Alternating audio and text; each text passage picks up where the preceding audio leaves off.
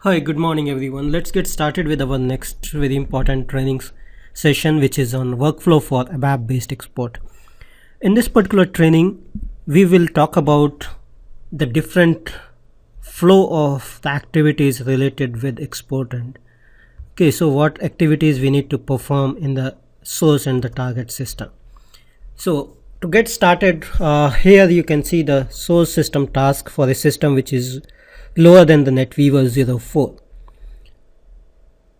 Okay, so basically this, depending on the database, update statistics is performed before the size calculation.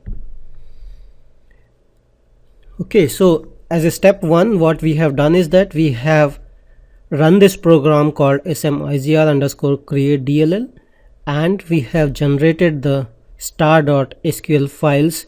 This is mainly for the BW based object. This generates the DDL statements for non-standard database objects into star.sql files. Okay, the next thing is the updation of database statistics.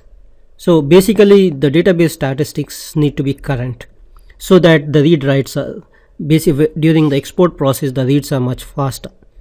Okay, so that is extremely important, otherwise it delays your export process, it becomes very longer. Okay, the next thing is about the R3 setup, that is SAP inst calls R3 LDCTL, basically the load control process, and R3 site check, these two tools to generate various control files for R3 load and to perform the size calculation for tables and indexes. R3 LDCTL will also do the size calculation for tables and indexes on release before 4.5a. So once the size for each table and index has been calculated, R3 setup or R3 site check computes the required table space size from table dd load d. Okay, so R3 setup, or basically in the newer one you may have the SAP INST as well, so it generates the db size.tpl.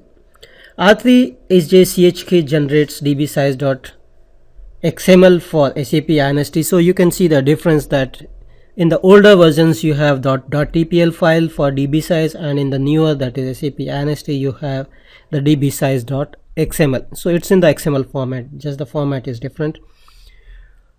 Okay, so the next is about the optional migration monitor. Okay, so basically here you can see that exit for migration monitor.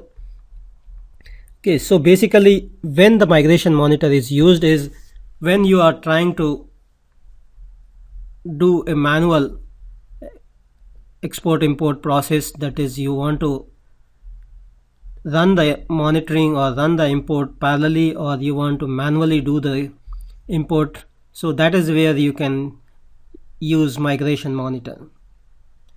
So migration monitor can be used to reduce the unload and load time significantly, because you will have a great control on the export import process there.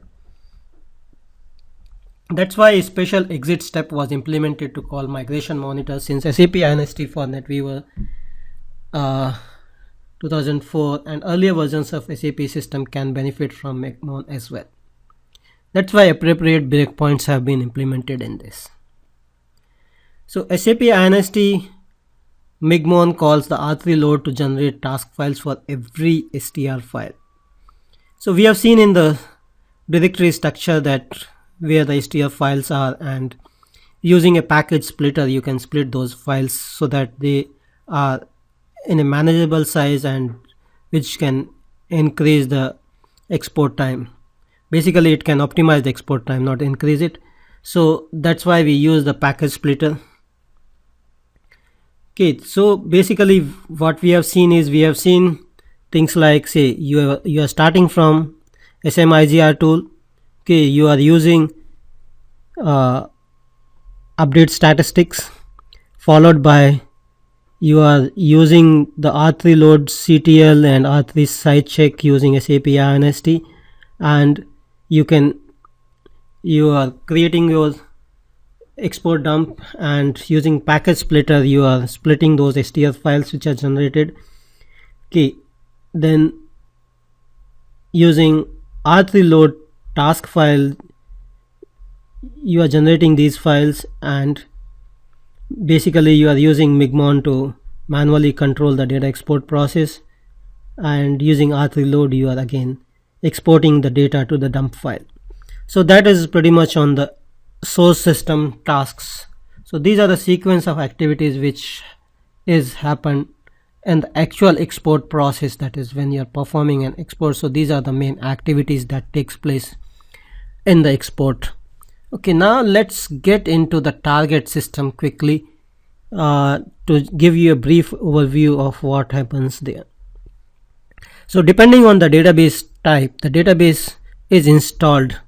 Okay, so we are installing the data. Here you can see that you are installing the database software, you are creating the database.